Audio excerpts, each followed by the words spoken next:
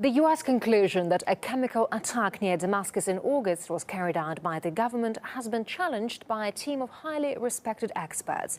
Washington immediately blamed President Assad, but a new report from the Massachusetts Institute of Technology found the rocket couldn't have been fired from government-controlled area.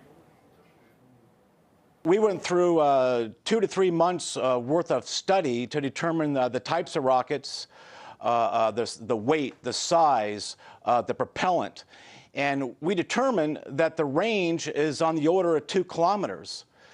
I'd like to make a note that the UN also had come up with a range of approximately 2 kilometers. So this is very confusing to us in our studies, and we're trying to understand exactly what the White House map means, because right now as it stands, these rockets could have never been fired from government-controlled territory.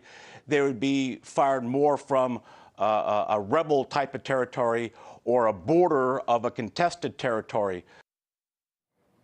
And RT's Alexey Yaroshevsky looked into the MIT study. Let's now get more details from him right now. Hi there, Alexey. So it appears something in the U.S. conclusions doesn't seem to match up. Tell us more. Well, indeed, this is the mission of this report, to answer a question whether the missiles were actually fired from the parts of Damascus controlled by the government. Now, we reproduced the very same map which the Washington officials presented when they voiced the concerns that the attack could have been carried out by the government troops. Look, if we look here, this is the part of Damascus controlled by the government at the time, which was, of course, the 21st of August 2013. And this is the part of Damascus controlled by the opposition troops. So if we can see those blinking yellow spots. Those are the areas where the missiles carrying the sarin gas hit the ground, causing some deadly damage and reportedly hundreds of casualties. And this red line here is basically to signify how far could these rockets go if they were fired from the parts of Damascus controlled by the government. As we can see, the closest, the westernmost point of attack of the sarin missiles is some way off from the maximum range of missiles, this particular type of missile, which was used in this attack. As we heard from Mr. Lloyd, the maximum range of these missiles is about 2 kilometers. Well, this point here is at least 4 kilometers from the easternmost point of the government-controlled areas of Damascus at that time. And if we talk about the heart of this area controlled by the government, which was mentioned by the U.S. State Secretary John Kerry, that's at least 8 to 9 kilometers from the easternmost point.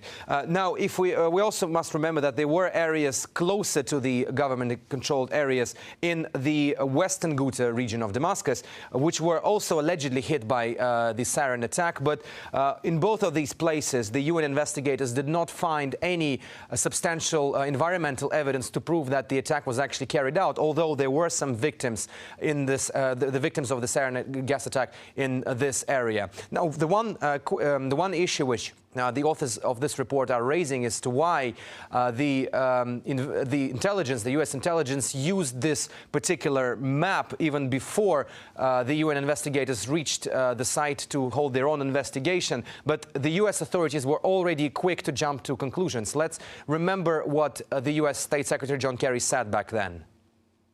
High confidence. This is common sense.